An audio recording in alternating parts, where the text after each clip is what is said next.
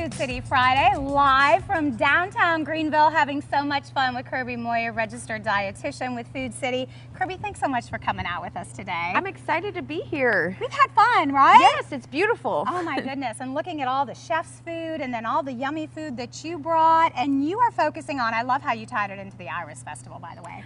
Very clever. A fun fact. We need a fun fact sometimes, right? And now we're moving on to strawberries because they're so in season right now. Yes. Locally grown right there at my Food City. Saw them yesterday. Yes, that big basket, if you've seen it from Man's Farms. I'm like, how can you resist? They just look excellent. And we're kind of getting at the end of strawberry season. It's pretty fleeting, so get out there and get those fresh strawberries. So hurry up. Time is of the essence. Yes, and of course, like, I could just eat probably the whole entire bucket that you get in a single set. It's so easy to take them down.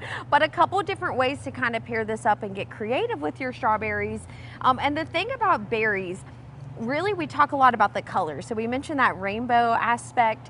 What these have are called anthocyanins.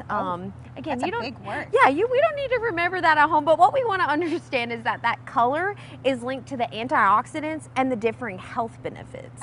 So that's why we focus on saying, hey, you know, is there one thing in strawberries that is going to be a superfood item? Not necessarily, but it's that group of nutrients that we see linked to that color that really gives us that heart health and then just that general benefit. So vitamin C, a cup is about 90% of your daily vitamin C. Oh, wow, that's great. Great for your immune health. I know we've had these seasonal allergies and things going on. Yes. Get a little boosted up before summer. And this is kind of two non-traditional ways. I think one surprised you that I kind of paired up. I know. I was like, oh my gosh, I love a tomato mozzarella salad. And then you were adding the strawberries, and I thought, but it makes sense because we do strawberries in a savory way. Yep.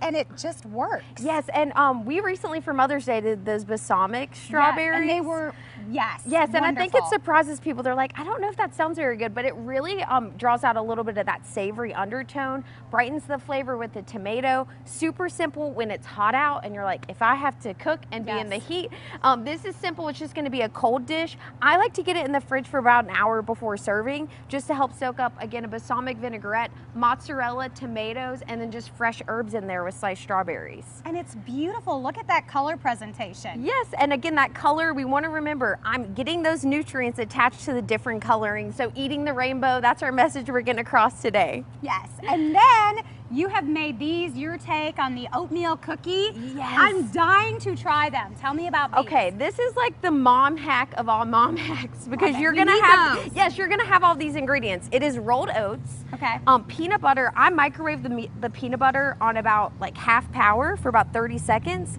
It melts it. Peanut butter normally has a little bit of sugar added for processing. So that's actually going to be the only added sugar we get, and then just bananas. And I kind of had this one today. When you're getting to like this color of your banana where you're like, oh, I got to eat that soon, perfect for making these cookies. The natural sugars have broken down a little bit. It's really soft.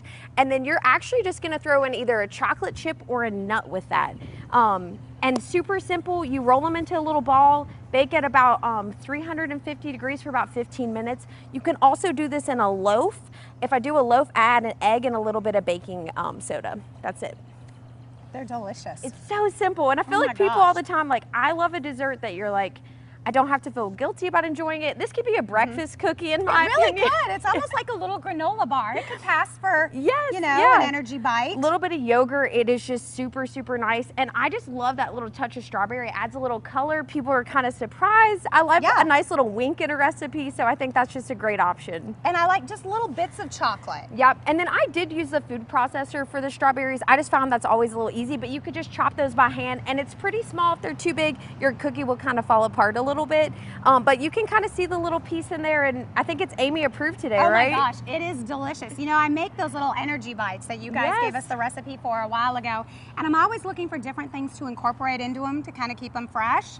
And something like this, you could kind of turn that in and... That's right. Yeah. And you could always do like flaxseed, chia seed, whatever you kind of have that you like to use at home, but simple ingredients, oatmeal, peanut butter, banana, and then I added strawberry just for a little bit of that seasonal kind of treat. I love your creativity. You know, it's fun, it's festive, it's beautiful colors, and she did share the recipe. I've already gotten it, so I will post it along with your segment today in our WJHL.com Daytime Tri-Cities. Kirby, great to have you on the show. Thank you. Yum! Good stuff.